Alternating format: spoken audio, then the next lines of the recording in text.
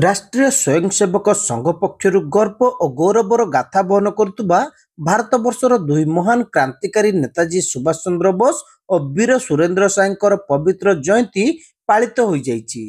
पात्रपड़ा स्थित मंदिरबाड़ी प्रांगण एक भव्य पथ संचलन बाहरी सहर परिक्रमा सह परमिट पड़िया पहुंचीला।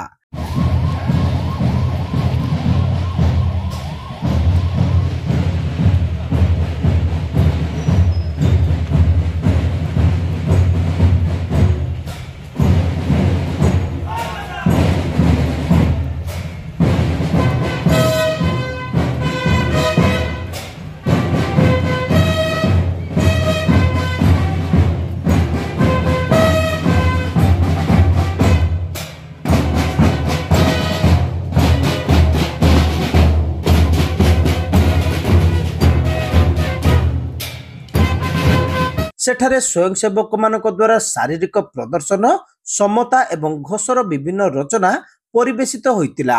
शेषरे प्रकट कार्यक्रम अनुष्ठित होइतिला। एथिरे राष्ट्रीय स्वयंसेवक संघ बालेश्वर जिला संघ चालक शुभ्रांशु शेखर दास महापात्र अध्यक्षता करथिले। विशिष्ट शिक्षाविद तथा परिवेशविद प्रोफेसर डॉक्टर अशोक कुमार पाणिग्राही एथिरे मुख्य अतिथि भाव जोगदे राष्ट्रर हित पई परिवेशर सुरक्षा उपरे गुरुत्वारोप करथिले। सुस्थ समाज गठन पई परिवेशर संतुलन रक्षा समस्तंकर कर्तव्य हेबा उचित बोली से कहिथिले। संघर ओडिशा पूर्व भाग सहप्रांत बौद्धिक प्रमुख विश्वम्बर पाणी एथिरे मुख्य वक्ता भावे जोगदे प्रत्येक नागरिक को सर्वनिम्न नागरिक शिष्टाचार बा कर्तव्य पालन उपरे गुरुत्व देवाकू आह्वान देथिले। राष्ट्रीय स्वयंसेवक संघर शतवार्षिकी पालन अवसर में उत्सव अपेक्षा साधना और राष्ट्र पई अधिक परिश्रम करने को से समस्त को परामर्श देथिले।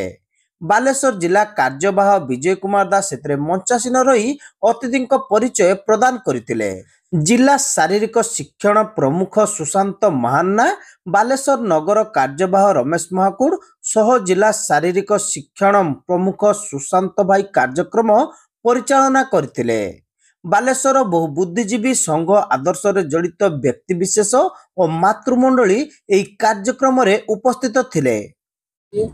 आम ओडिशा माटीर भारत वर्षर महान सुपुत्र नेताजी सुभाष चंद्र बोस तथा वीर सुरेंद्र साईंकर जन्म जयंती। ए जन्म जयंती उपलक्षे राष्ट्रीय स्वयंसेवक संघ बालेश्वर जिला तरफ आमर ये भाया एक विराट पराक्रम कार्यक्रम हाथ को नि संघर 100 वर्ष पूर्ति उपलक्षे आज आमर बालेश्वर सहर जो संघर पथ संचलन तथा ये सामूहिक शारीरिक कार्यक्रम तापर बौद्धिक कार्यक्रम ये भाव में आज आमर विशेषता दि।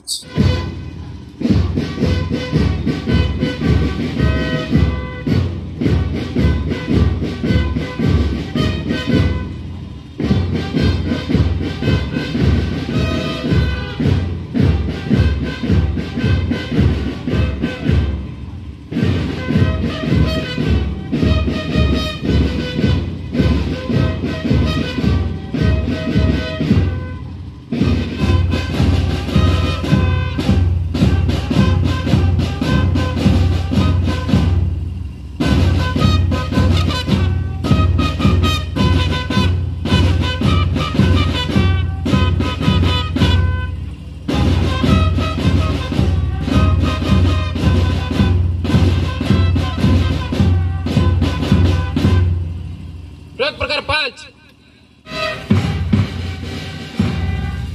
एक क्रमांक 2 एक क्रमांक 2